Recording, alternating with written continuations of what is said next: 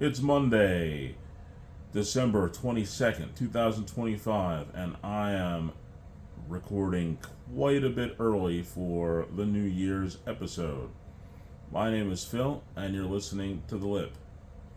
Yes, this is the New Year's episode, and yes, again, I've just said that it is, in fact, Monday, December 22nd, 2025. Not even at Christmas yet, and I'm already recording the episode for New Year's. Well, it's because Christmas and New Year's are going to end up being on a Thursday this week. Not this week, this year. And as a result of that, kind of skews my timetable as far as when the episodes come out. I mean, heck, the Christmas episode came out on the 20th. Several days before Christmas. And, well, the same will be the case for the New Year's episode as well. What can we do? We only have the dates that are presented to us, and we have the opportunities to record when the opportunities present themselves. Turns out that my mother is usually on a dialysis schedule that is normally Tuesday, Thursday, and Saturday, but for the Christmas season, they've changed it so that it becomes Monday, Wednesday, and Saturday. So it's a little different. And as a result, I'm recording a little differently. Instead of usually the Tuesday, it's going to be Monday. Not the biggest of deals, because let's face it, during this nearly 5-year run of The Lip, I have literally recorded episodes on, if memory correct, every single day of the week. Yeah, without fail. There hasn't been a single day of the week on a calendar that I haven't recorded at least one episode. And at the same time, time has certainly not been something that has made a difference either. I've recorded very early in the morning, I've recorded very late in the evening, and I've recorded at various times in between. So we're flexible as far as that's concerned. Doesn't matter what time, doesn't matter what day. And in fact, there's been some days, not counting the football season when I'm doing the previews, where I would go ahead and record multiple episodes in a week. I believe the most episodes I've ever recorded in a week was 4 in a single week. But of course, those were all episodes that were not focused on anything current, and usually most of the stuff that I talk about isn't necessarily current. So it works. I can then just sort of throw my opinions out there about the things that I want to talk about, and it's not really time sensitive. It's not really time sensitive. I can certainly say that the most episodes that I've had... Oh, hi, Phoenix. The somewhat co-host has come back. Say hi to everybody. Phoenix, say hi.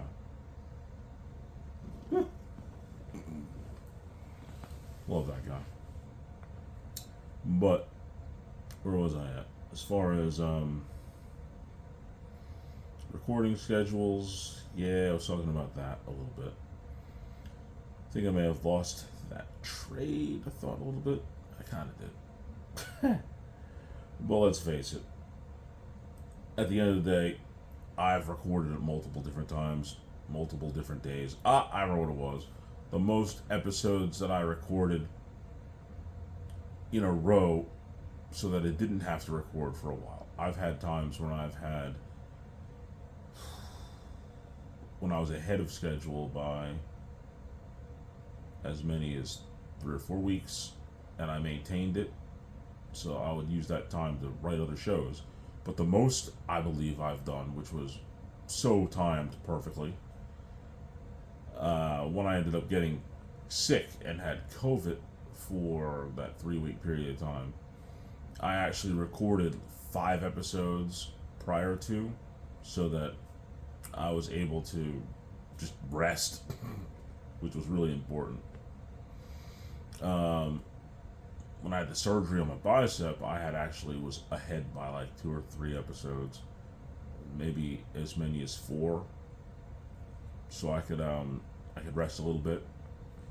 But typically, if I do go over as far as extra time and having extra episodes, I usually don't have more than maybe 4 that I have extra. And the most, like I said, I did 7 one time.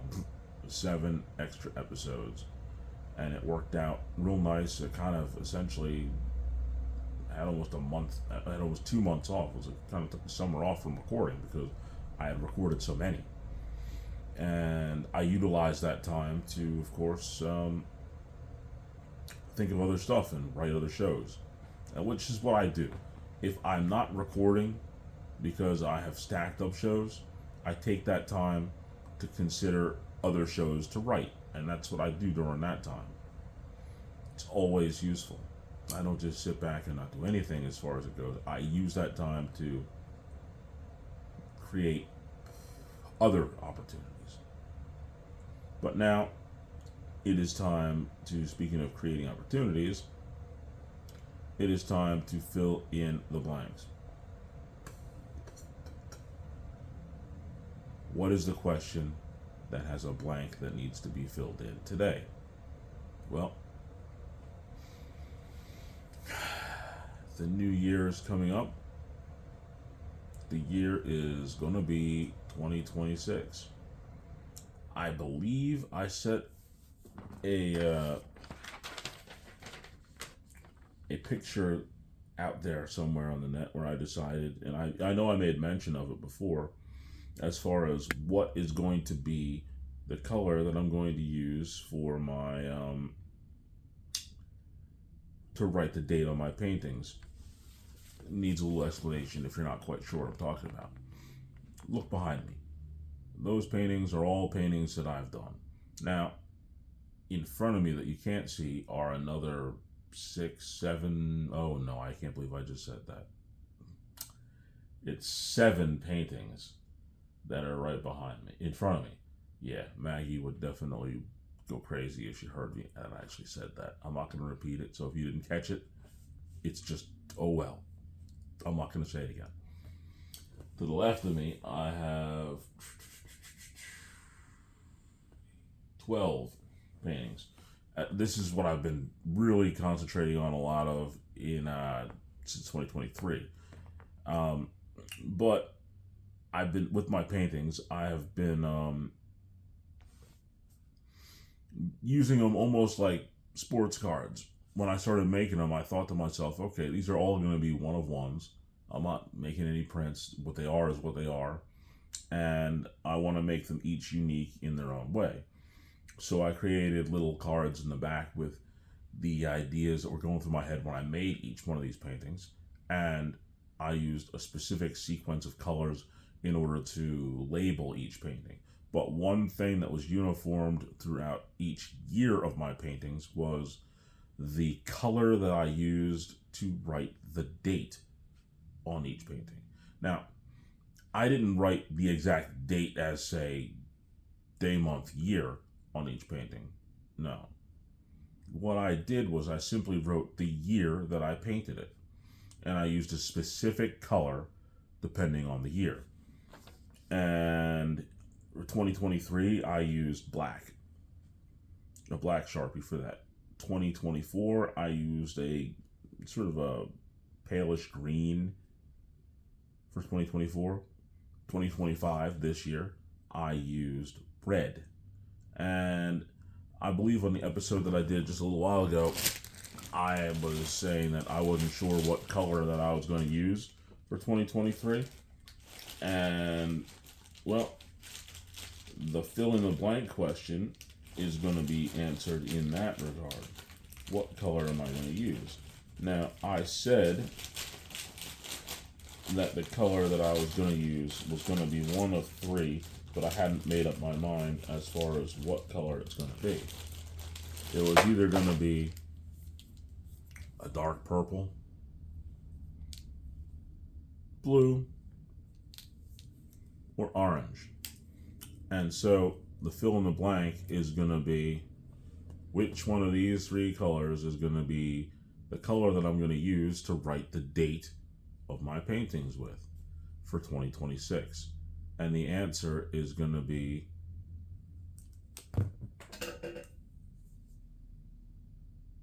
purple. Wasn't that very scientific. I just put all the markers in my hand and I just dropped them, and the one that I picked up was purple. So the answer to the fill in the blank, for all of you who will be, I don't know how many of you are art people, but hey, if you were to get an original painting that I made in 2026, you will see that the date will be written in this color purple. That is the answer to the fill in the blank. That's interesting, because I wasn't really sure which one it was going to be. It's not going to be the orange. It's not going to be the blue. It's going to be purple. This is the color for 2026. Okay. Now that I've gotten that down, we're going to get to the meat of the matter, as they say. We're going to ring the bell, and we're going to go to the main event. Now, I've talked about all kinds of stuff in the last 12 minutes or so. 11 minutes, actually. And I talked about everything except for the fact that here on episode 240 of The Lip, I'm going to be doing my 5th New Year's episode. Here we go. The 5th time I'm going to do an episode focused on New Year's. And I think that it's kind of cool because next year, as I'm recording this, 2026, is going to be a really cool year for the United States. Yes, it will, Phoenix. It will be a very cool year for the United States. And one of the biggest things that makes it such a cool year are all the different things that are going on in 2026. And my goodness, there are going to be a lot of things. And I'm going to focus specifically on the things that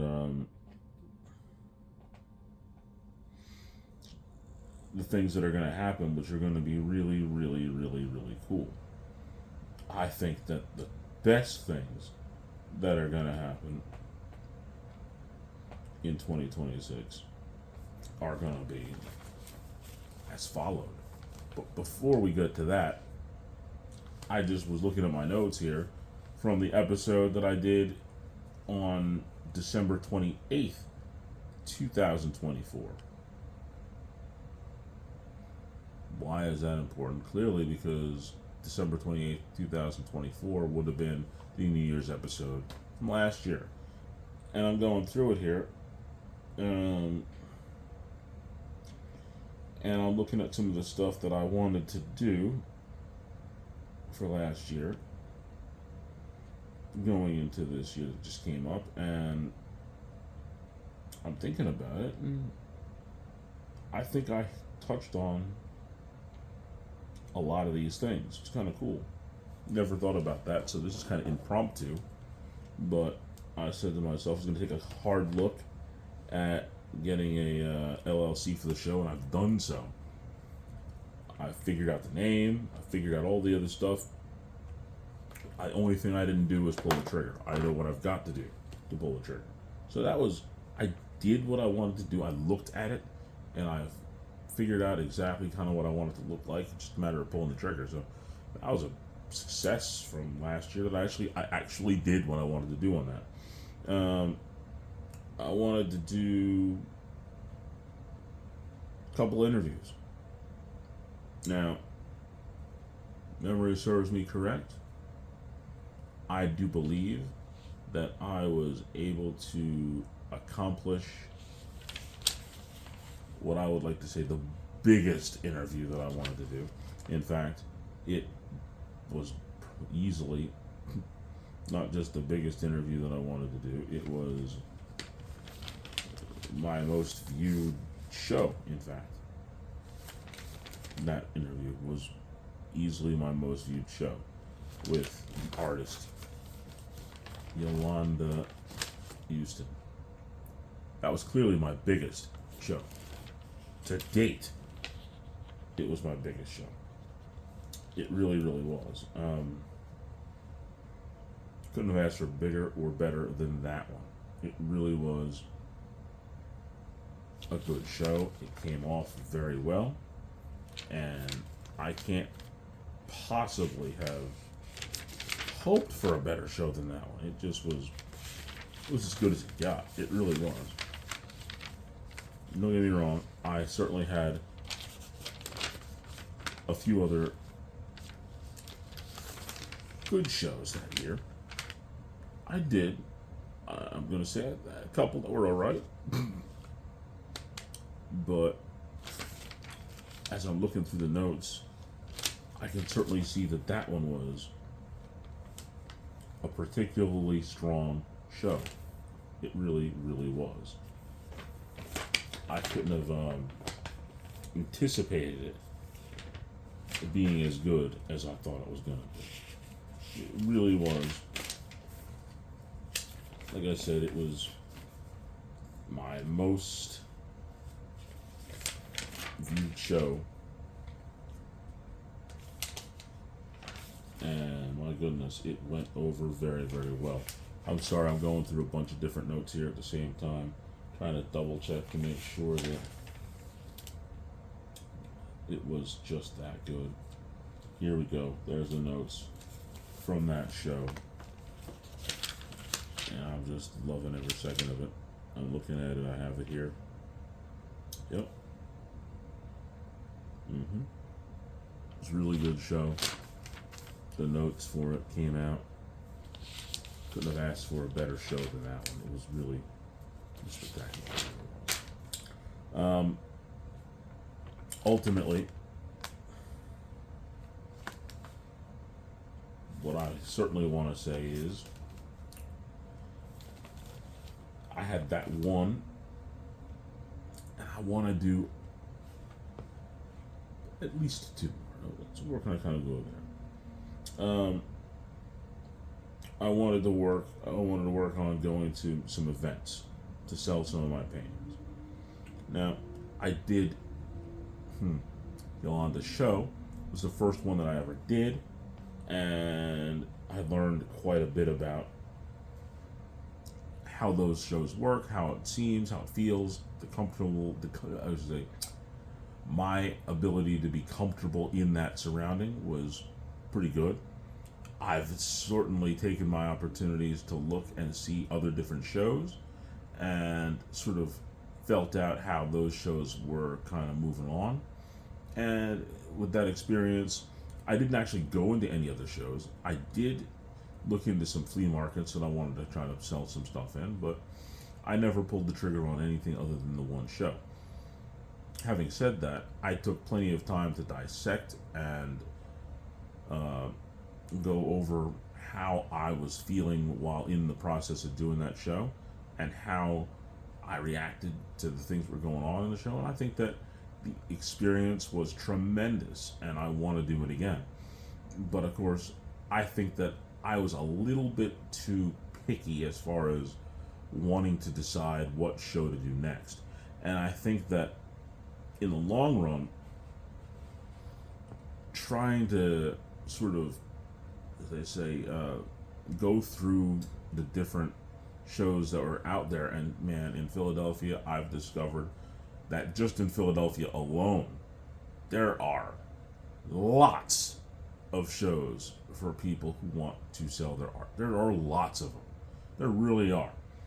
And you, honestly, it seems to me that if you really put your mind to it, between like April and like November, you could probably hit easily.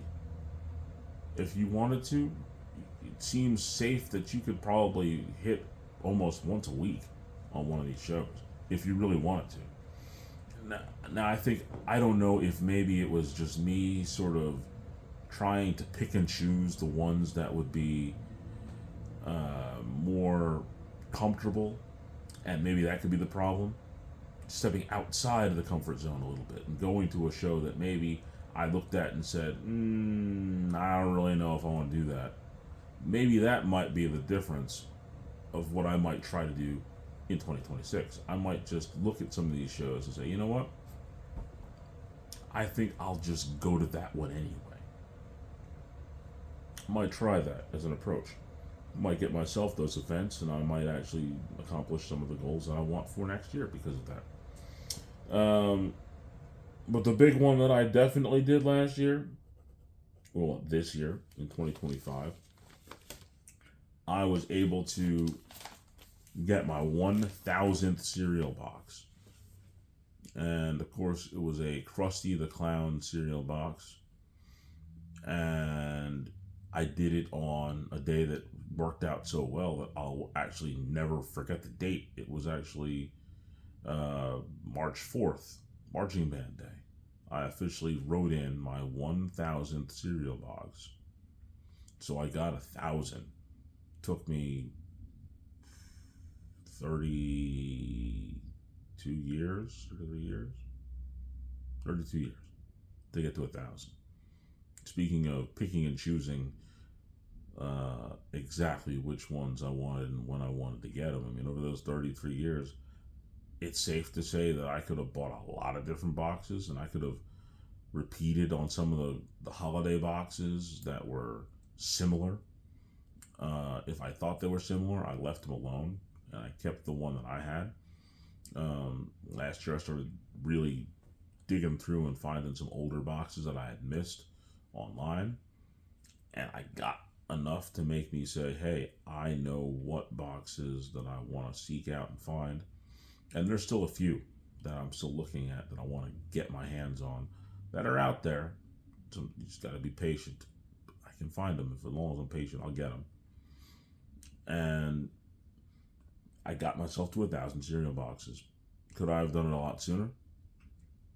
I think that there were chunks of time when I had boxes that were available to get, but I didn't really look at them as something that I wanted in my collection at that time. Could I have taken some boxes that I have doubles of and added them to my collection? I could have. In fact, right now I probably have, I don't know, when I was searching out to get these other boxes that I thought that I didn't have, they were in groups of boxes that I did have, and it was more valuable to me to go ahead and buy that group of boxes because it was cheaper sometimes, so that I could get the one that I didn't have, versus going to find that one that I didn't have individually. Sometimes people are trying to sell it for more. And when I found that there was a whole lot of boxes that had that box that I wanted, sometimes they came with 4, maybe 5 boxes that I did have already. And I've got those boxes still. I could have added those boxes to my collection because there's a couple boxes that I have that are doubles. But truthfully, right now I'm at 1,042, and there's probably maybe double boxes that I have.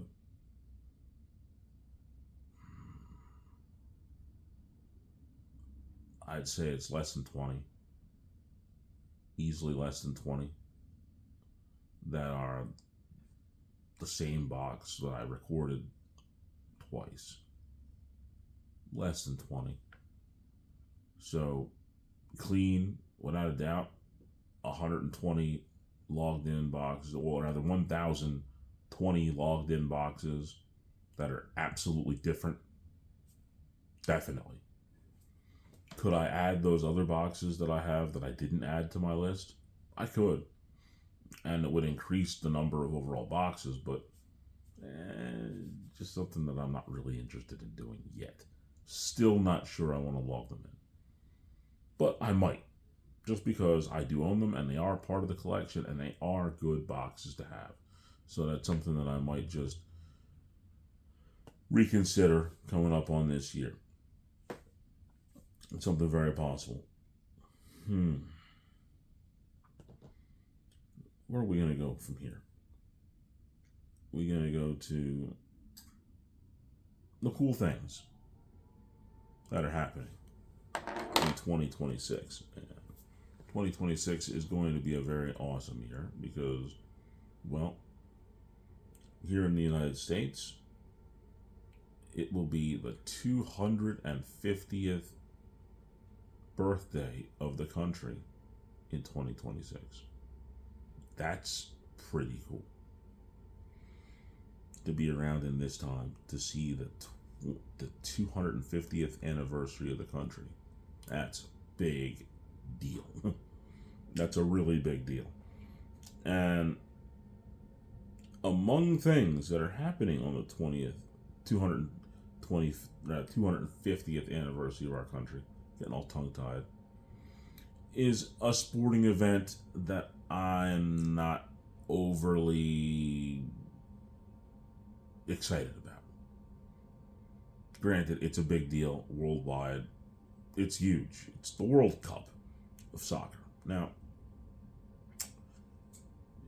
think of it as you may. Football around the world, soccer to us. I personally am not a fan. I'm just not. And is it because I just say, oh, it's a sport that I just don't like? No, there's a difference. Now, I believe that anybody can dislike anything for any reason they want. It just seems more legit if they've done it first. Like, I will pull no punches when I say that I honestly question certain occupations for what they do. And when I question those occupations, I question them because I did them. I believe that I, as a person who's worked at McDonald's, I can say what I feel about working at McDonald's because I did it. I'm not some person who just looks at people who are working at McDonald's and say, you are doing this, you're doing that. No, man, I got up at 4 o'clock in the morning to get there by 6 several times. I worked making the burgers. I did the fries. I did the trash. I cleaned the bathrooms. I did that stuff at McDonald's. So I can speak on McDonald's when it comes to that. The same applies with soccer. I played soccer when I was a kid. Can I say that I was on the best soccer team? No. I believe what were the teams that I was on. One of them was the Imperial Treated Timbers, and the other one was the American Legion. Were the teams that sponsored were the place that sponsored the soccer teams that I was on over I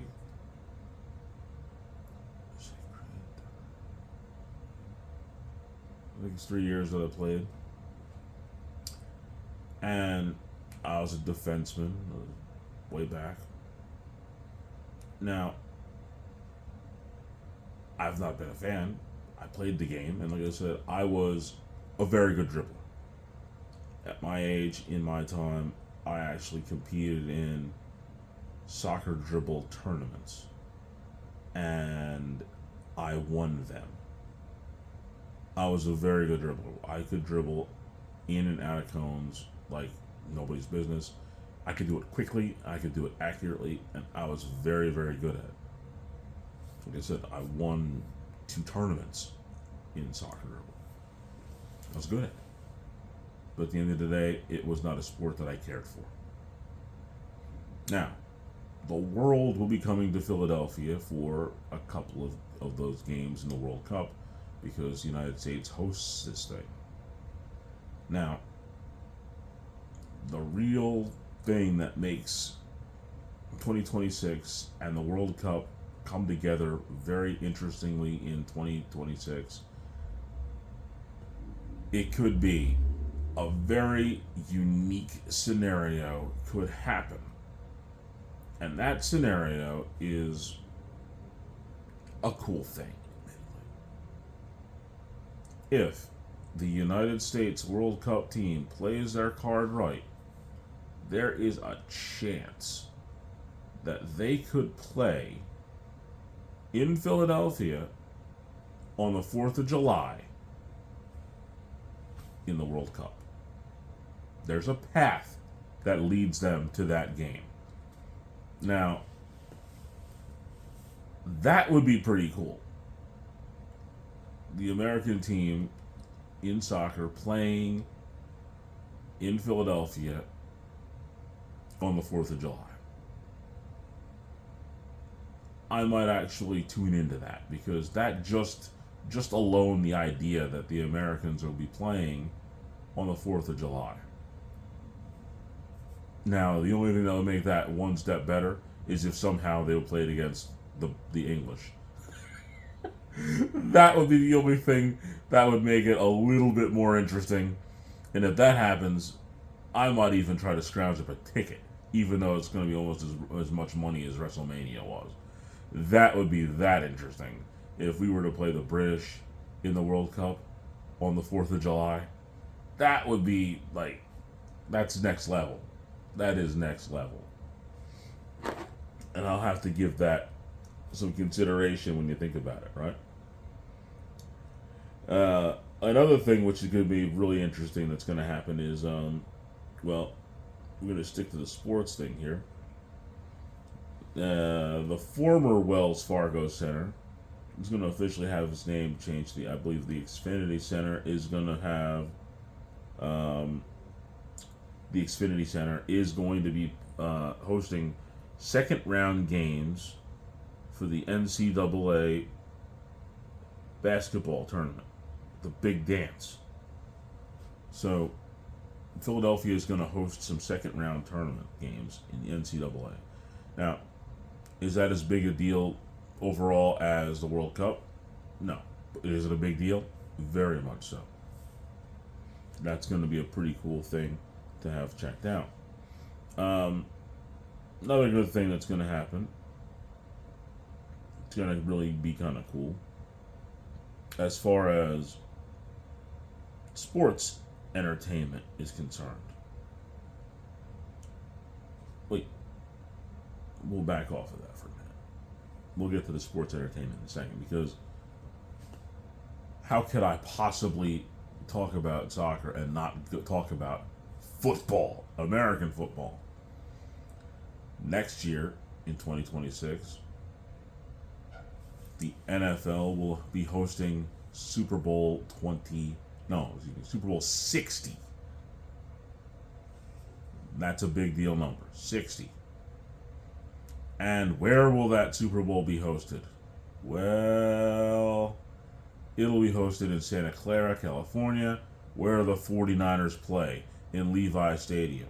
That's where the Super Bowl is going to be for this 2025-2026 season. It's going to be in the 49ers Stadium. Now, what makes that all the sweeter?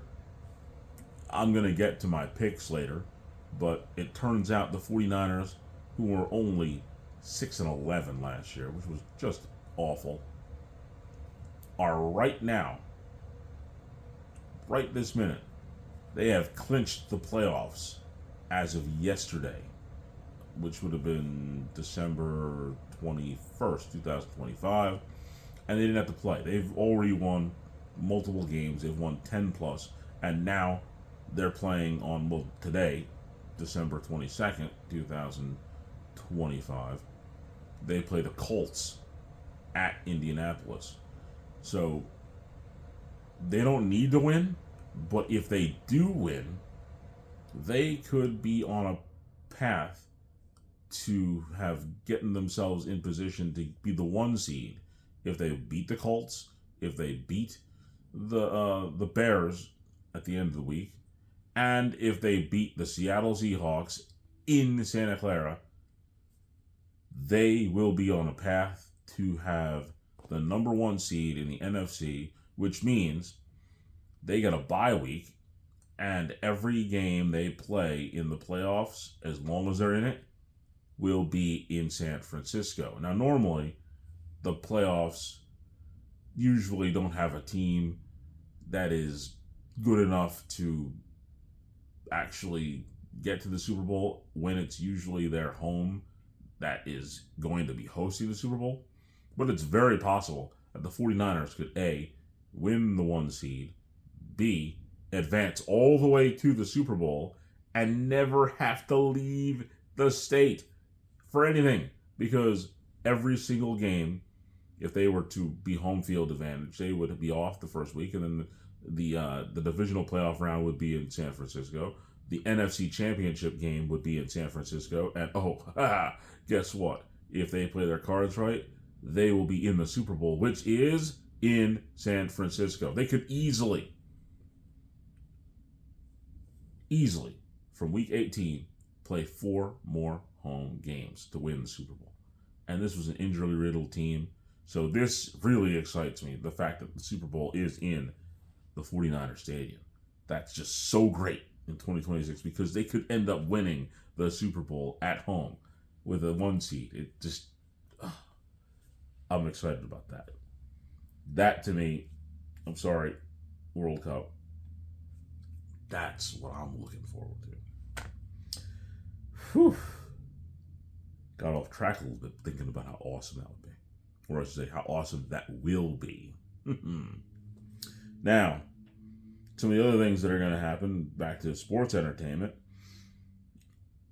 WrestleMania is not going to be anywhere close to where I'm at this year. It's going to be in Las Vegas.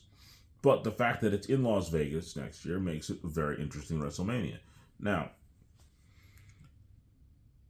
the first time ever that WWE, when it was called WWF, had WrestleMania in the same place back-to-back years, because it's been in the same place a couple different times, but it's never been back-to-back except for one time, and that was WrestleMania 4 and WrestleMania 5 in 1988 and in 1989. And that was at Trump Plaza, WrestleMania 4 and WrestleMania 5. Now, this upcoming WrestleMania 42, will be in Reliant Stadium where the Raiders play. Turns out that WrestleMania 41 was also in Reliant Stadium, meaning that this will be the second year that the second year that WrestleMania will be there. And it'll be the second time in WrestleMania history that they hosted, that one place hosted the WrestleMania in consecutive years. So this will be the second time that WrestleMania was in the same place in back-to-back years. That just seems to be kind of cool too.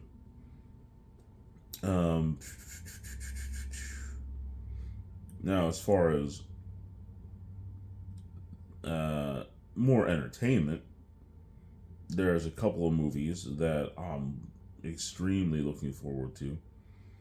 And those movies would be, they're all Marvel movies, let's face it. I'm not even going to say it. As far as I know, from what I can tell, July 31st, 2026 is going to be Spider-Man Brand New Day. That's going to come out. So the next Marvel movie of extreme note, Spider-Man Brand New Day, supposed to be coming out July 31st, 2026, but you know how that stuff works. Sometimes there's going to be things they change and go back and forth. It may or may not be that day. Hopefully it is. That'd be cool. But more importantly than that, at the end of the year, approximately a year from now, like I said, I'm talking to you on December 22nd, 2025. It looks like it's tentatively scheduled for December 18th, 2026, that Avengers Doomsday will come out. Again, that's subject to change, I imagine.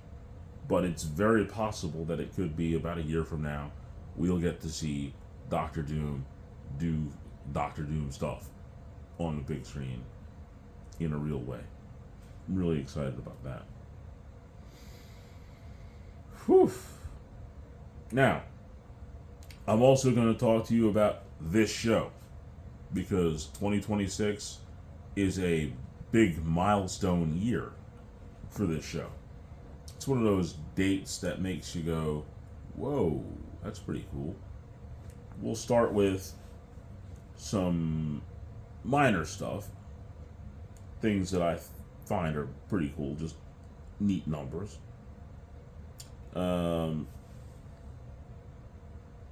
Yeah. The first one is going to be the show that's going to come out on March 7th, 2026. That will be my 250th show. God willing, and I continue to be motivated to do this, March 7th, 2026 will be my 250th episode.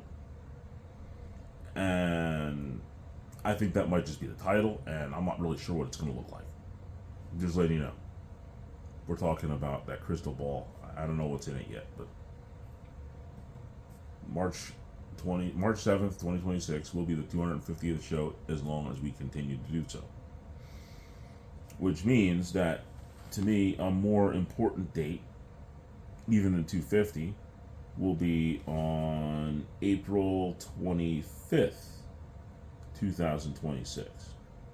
Now, this show, friend, say hello to everybody again. Say hello. No, not gonna say hello. Come on, man. I need you to say hello when you come up next time, okay? April 25th, 2026 will be the perfect show. And I say that because it will be my 257th show. Oops. It'll be my 257th show. Why is that date so important? Why is that number of a show so important? This, of course, 257, is probably one of the coolest numbers in my personal opinion. Turns out that this is the time that I used when I was releasing my show on Spotify. I would always release the show at exactly 2:57 p.m. And why did I choose 2:57 p.m.? That's where it really becomes interesting. 2:57 is how much my favorite wrestler weighed. He was always introduced at 2:57 in the late 80s and early 90s, and that is Curt Hennig. The only person who I always consider, when everybody says nobody was perfect, the first thing that I say is Curt Hennig was, because he was Mr. Perfect. And that's why episode 257 is going to be the perfect show. I'm going to do everything in my power to make that show the perfect show. If not the best show that I've ever done, it's going to be perfect. Like, I have a unique goal that I want done for that show, and that one is going to be, more so than anything else, that show is going to be timed perfectly, too. I have a specific agenda where I want that show to end on double zeros. That's going to be difficult, but I'm going to make it happen. Even if I have to sit silent for a little while, it's going to end on double zeros. It will be perfect. That's the idea. I'm going to have what I would consider my perfect topic. I'm going to talk about things that were perfect or perfected. It's going to be the perfect show. That's my plan for episode 257. Now, one more show that I'm going to do during 2026, which should be pretty special, and that is going to be episode 260. Now, why is 260 so important just after 250 and 257? Well, that episode's going to air on May 16th, 2026, and if you do the simple division, we can tell you just why that is so important. And you ready for it? I'm going to ask Ziggy. Ziggy, what is 260 divided by 52? 260 divided by 52 equals 5. I hope you heard that. I did. Got it loud and clear. 260 divided by 52 equals 5. My digital ears are always tuned in, even if they're more like mathematical microphones. Thank you. You're welcome. Always happy to crunch those numbers for you. I hope you heard that. I asked the Alexa, which is now named Ziggy, to do that simple math. 260 divided by 52 equals 5. Meaning, that episode will have been my 5th year of the show. 5 years of the lip. 52 episodes a year. Come on. No. 52 episodes a year. 5 consecutive years. No weeks off. There was a new one every time. Get to that point, that'll be 260 consecutive new episodes or 5 years. That's a pretty big milestone. You get anything, you do it for 5 years, that's a pretty big milestone. Gotta be proud of that. And I thank everybody who will listen at that time, because then you'll be part of that 5-year show. Now, that we got the cool stuff out of the way, we're going to go back to those things to do for 2026. Now, 2026 is going to be one that I'm going to find hopefully busy, because if I can accomplish these things, it'll definitely be some serious work. The first thing that I want to try to work on is I want to sell 5 paintings. That's all. That's my goal. 5. Last year, I gave away 2 and I sold 1. But the goal for 2026 is to sell 5. Now, am I going to try to go on Golden Auction and have them sell them for millions of dollars? No. Well, maybe in 100 years. But I want to sell 5 of these paintings for a fair price. That's really the goal. 5 for a fair price. Another thing that I want to do is I want to do 2 interviews next year. I don't want to necessarily be Joe Rogan and interview everybody and have an interview show every single time. Granted, between listening to Joe Rogan and Shannon Sharp, I kind of like their style. And Dusty Rhodes, I believe, said it.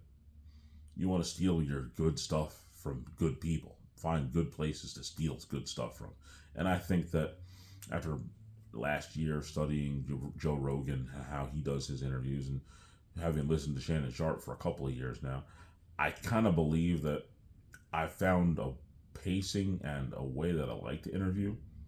And it turns out that the 2 interviews that I want to do, I pretty much have them worked out, and I just gotta make the time in order to get these people to be able to get the interviews done. And of course, amongst the 2, there is even a third that I'm kind of wringing my hands and thinking I'd really like to get that third person, which would be really good as well. But time will tell. But for sure, I want to get 2 done, and I know who those 2 are, and I've been communicating with them, and I believe that I can get those 2 on the show in 2026. And you see, I'm always wearing these hoodies from other people. It's a Dr. Pepper hoodie right here. I've gotten a couple of plain ones that I've worn. But I believe that it's time that maybe I look into getting a lip hoodie made. That's something that's on the agenda. Just got to figure out some small yet important details like color. That's probably number one. But I want to get a lip hoodie made to go along with the mug and the pen. We're kind of working on it in our mind. We want to do that. And I think the most interesting thing that I want to try to work on, I'm not necessarily saying that I want to have my stuff all together and have this thing set up to be done in 2026. But what I want to do is I want to get in touch with people at the Please Touch Museum, because I think that, not my artwork, but I've been there with my kids from time to time and I see the stuff that they have on display. And I think, personally, I've not seen a display. And trust me, I've seen a few of those places at card shows where you see here and there people display and trying to sell the item that I'm about to tell you about. But I've never seen a full display, and I think a place like this would be a good place to put it, because I think kids would like it, and even some adults, their parents, would find some of these things that I have a little nostalgic. And I believe that they can be underclass, because I've seen that there's not everything in the Please Touch Museum you can touch, which is where my head is at. But I think it'd be pretty cool if I could get in touch with people and see if I could actually get or find a path to get my cereal boxes displayed in the Please Touch Museum. That's going to be something that I want to work on, and I want to start working on that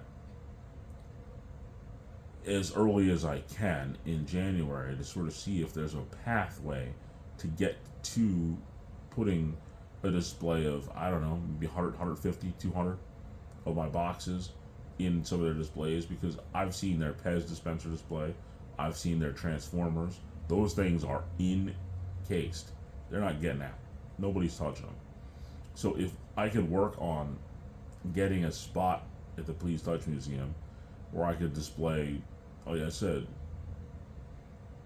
anywhere between 50, 200 more interesting boxes, so that they can be on display and on rent, not keep, rent, or just sort of let them donate them for a little while. But I get them back. Let's stress that. I'm not giving them my cereal boxes. But I certainly would be more than willing and want to display my boxes at the Please Touch Museum. I think it'd be a good place for it. Now, would I also like to put them up in some of the other museums? Well, hey, I think the Please Touch Museum is the first place for them to go.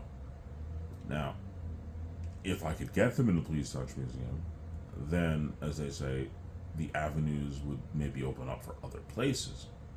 But you got to start somewhere. And I think that's a really good place to start.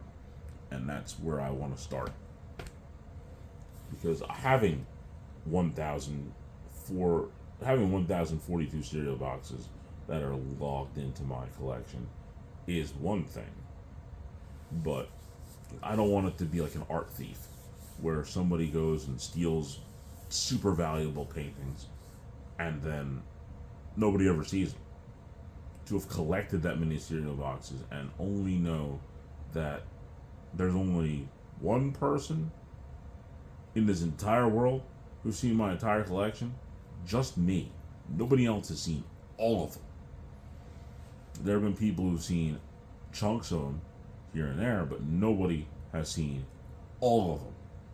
And I think that it'd be kind of neat to do sort of a rotating display of my cereal boxes. I would be really cool with that.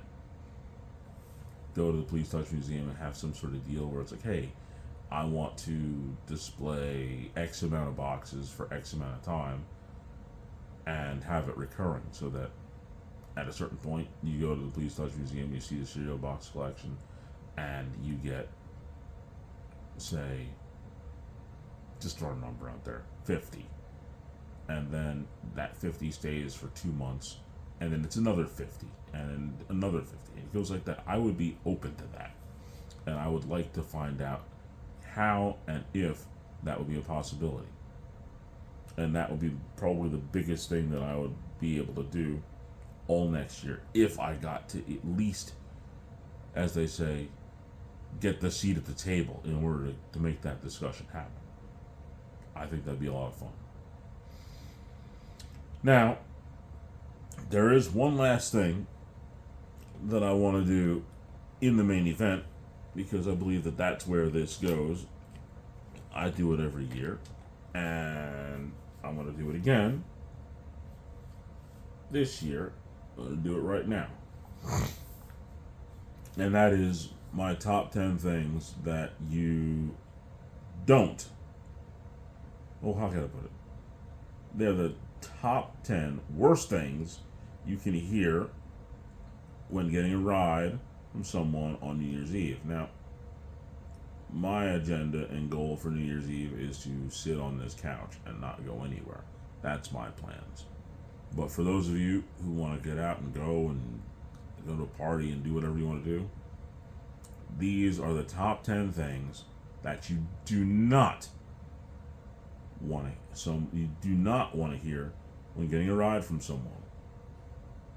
Number 10. I learned to drive in England, still haven't gotten used to the American streets. Number 9. I've been feeling sad for a while.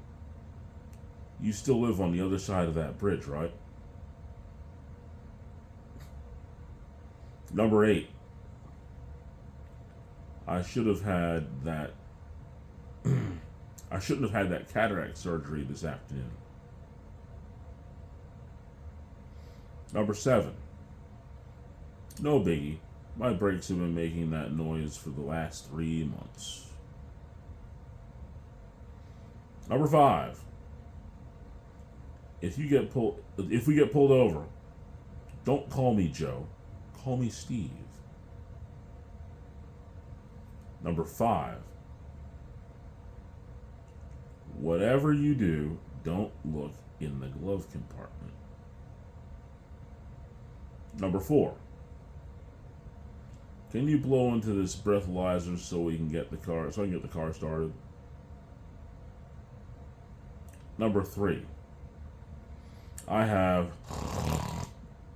narcolepsy. Number 2. Don't be alarmed by the noise you hear in the trunk. And the number 1 thing that I don't believe you want to hear when getting a ride from someone is, very simply, YOLO.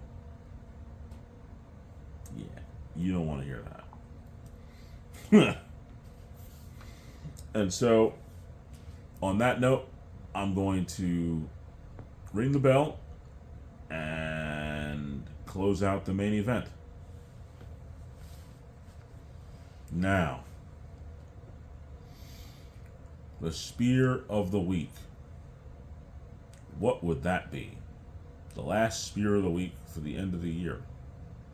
Well, I would certainly say that the spear of the week would have to be, there's a few of them. There was a few of them. You know what? There were so many that I would much rather just leave all that nonsense in 2025 and just not have any spear of the week. We're going to pretend that none of that ever happened, and we're going to start fresh. No, not really. Spear of the week is going to actually be the people who right now are thinking about their New Year's resolution to go to the gym. knowing full well that they've done this very same New Year's resolution for the last 10 years, knowing full well that they have either been paying for Planet Fitness, Crunch Fitness, YMCA somewhere, and they haven't been, they haven't gone. Or those people who have just decided that they're going to go get that membership at the YMCA, at Crunch Fitness, at Planet Fitness. And they're going to go for 3 months, take up every machine, and then they're going to stop. Why are you the Spirit of the Week? Not because you're in my way and you're taking up space. No. You're the Spirit of the Week because hopefully, if you get hit with that Spirit of the Week, when you wake up and you realize, hey, I've been doing this for 3 months. I'm feeling better. Maybe I should just keep doing it. But of course, let's face it, you're not gonna. And what's gonna happen is you're gonna take up the space, fill up the gym, wait until March, and stop. Because it's okay to do it when it's cold. You bundle up, you get to the gym, you're all good. But then when it starts to even, you see one little bud on one little tree, also, let's go outside. Let's go somewhere. Let's do this. Let's just not go to the gym. Makes life better for me and all the gym bros and gym rats that are out there. But trust me, it doesn't help you any. That's why you're the Spirit of the Week. Now, speaking of weeks, of course, it's a little early, and I have my picks from week number 16, and there's one that is not complete yet, but it's semi-okay. 49ers haven't played the Colts as I record, so I'll tell you what happened to them next week. But even with them not being, not playing before I record, I can still be very pleased with my record from week 16. And I don't expect it to go any worse. I think that it's going to be really, really good when I'm done with the results. And either way, the 49ers have clinched the playoffs, so somebody's going to have to play them. They're going to have to see the 49ers, and I don't think they're going to want to necessarily. Let's put it this way. Week 16, I said Eagles over Commanders, and that's what happened. I said 35-10, ended up being 29-18. Chargers versus Cowboys, I said Chargers in a slightly close game, 20-17. Turns out I was right about the 17 for the Cowboys, but I was a little bit off by the 20 for the Chargers. They ended up 34, so 34-17. They doubled them up. Saints and Jets, loser bowl. Well, there was one loser, and it wasn't the Saints. I said Saints 17, Jets 10. Turns out it was 29-6. Saints win. Another loser bowl, but not quite as severe. Falcons versus the Cardinals. Cardinals. Bless their heart. They're trying really hard.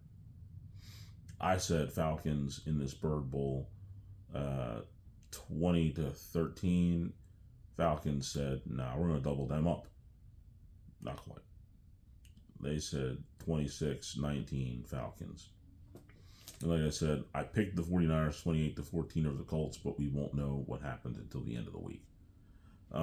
Week 17, I have the Packers over the Ravens 28-20. I don't know if it's going to be that close, just based on what I've seen from the Ravens the last couple weeks. Bills versus the Eagles in week 17. Well, expect the Bills to do what the Bills do. Expect the Eagles to do what the Eagles do. Bills 38, Eagles 28. Bears 49ers. Bears are looking real good. but I believe it's time for them to get a stop put to them. They'll still win their division. They'll still be in the playoffs, but like I said, I'm feeling pretty good, and I think the 49ers could end up get the 1 seed, and that's super motivation. I see the 49ers 24 and the Bears 17 in a good game. Another loser bowl. Like I said before, I don't know. This is literally the game, I believe, which is going to be for the number 1 pick in the draft. And I think that the loser of this game is really going to be the winner, but at the same time, they're still going to lose. At one point, I was saying 3-0, but then I was like, I don't know. I think that these two teams are so bad that one person's going to end up having a fumble or an interception, and they're going to score a touchdown defensively. I honestly didn't know what to call this game, but I said Raiders are going to win just because I think they're so bad that they're not bad enough to get the pick that they want. And I say Raiders are going to get 10. The Giants are going to get 3. Rams are going to roll over the Falcons, I think, by at least 2 touchdowns, 35-21 Rams over the Falcons. Finally, the last week of the season, my predictions for that, just a 2-week out. I see the Falcons playing the Packers playing the Vikings. Vikings have nothing to play for. Packers do. But I think it's going to be a struggle because the Vikings hate the Packers so much. But the Packers still win 24-20. Eagles, Commanders. Well, no Jaden Daniels, no chance of victory. I think that it's going to be nearly doubled up. 35 for the Eagles, 17 for the Commanders. Wouldn't have been that way if Jaden was healthy. And you know what they say, better luck next year. Jacksonville versus the Titans, again, another division game. But Jaguars are just better than them. 35-21, Jaguars over the Titans. Chargers versus the Broncos. This is going to be a good game. It's almost as good as the one that I can't wait to talk about next. But I think that the Broncos, who have been in control of their destiny all season long, are going to keep control, and they're going to win. But they're going to really make it close. 21-20 against the Chargers. Now, the game for the 1 seed in the NFC, 49ers versus Seahawks, I believe it's going to come right down to that. It would be so much better if the Seahawks just did the 49ers faithful a favor and just lost the next 2 games. It would just be so much easier. They lose 2, 49ers win 2, it's over. They don't have to think about it. But of course, that wouldn't be the case. They're going to come to that point in Levi Stadium where the Super Bowl is going to be held. They're going to look around and be like, boy, we could have home field advantage, come back here and win the Super Bowl. That's what Seattle's thinking. The 49ers are going to be like, no, this is our house. This is our stadium. The Super Bowl is ours. We're going to make sure that all those bums who come to the NFC are going to have to come through this building in order to get to the Super Bowl. And at the end of the day, that's where the Super Bowl is going to be. 49ers 30, Seattle 27. 49ers the 1 seed. 49ers go on to win the Super Bowl. Home games. 4 of them in a row. Home at Seattle, take the week off. Home against whoever in the divisional round. Home against whoever in the NFC Championship game. And then the big one. Home at the Super Bowl. That's my prediction right here, right now. And that's what I consider the rest of the season. Now, as far as my record goes, because I didn't get to the 49ers game, how about that? 30 losses. But because I was correct, those last 4 games, except for the 49ers, which didn't do, my record is 49 wins. 49 wins, 30 losses. I'm doing alright at this picking games. Last year I was 58 and 44. So I think I could very easily pull off another record like that, if not better. But those are my picks. And now it's time to shut everything down. Well, this is the last show of 2025. I enjoyed all 52 episodes that I did this year. And, well, next year's 52. Hopefully they come out as good as these ones did. Now, you can catch me at, what do you call it? Instagram at Philip Henderson 5102. You can join us, and I do stress us. Join us, the Lip Facebook group, nearly at 100. Come on, join us, become a part of it. There's always room for one more, and this is the last time I'm going to say it in 2025. But yeah, there's always room for one more. Get us to 100. Start off 2026 with 100 people in our group. That's a good way to start, I think. The archives are on Spotify still. All sound, all good. Shorter shows in the beginning, start to move on a little bit more towards the end. A little bit of sound effects, but hey, that's just the way the episodes moved at that time. And that's the beauty of continuously doing a show for this length of time. You evolve, you change, things are different from then till now. But I recommend checking out the Spotify because, hey, I got some of my most interesting interviews on there. The wife, the kids. There's some fun stuff on that Spotify show. There really is. Check it out. And of course, I would be an idiot if I didn't tell you to subscribe and like this episode on YouTube. Subscribe to @PhilTheLip. That's how you can guarantee yourself an opportunity to catch all the stuff that I've been doing lately. @PhilTheLip here on YouTube. Now it is time to put this show to a close.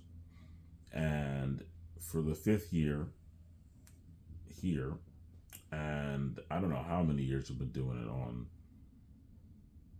Facebook because it's just what I do now.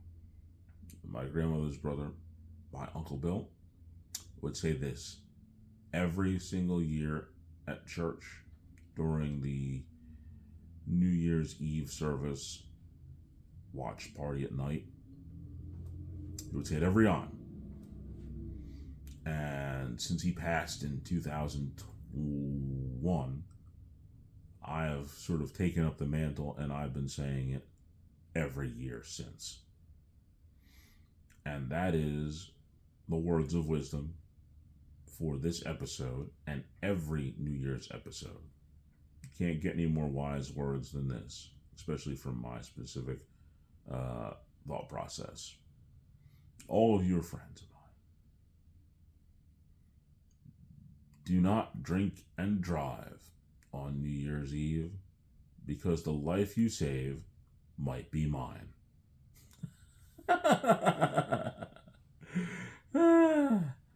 But truthfully, be safe, be smart, be responsible. And for all of you who might have forgotten in the last couple seconds, my name is Phil, and you've just listened to The Lip.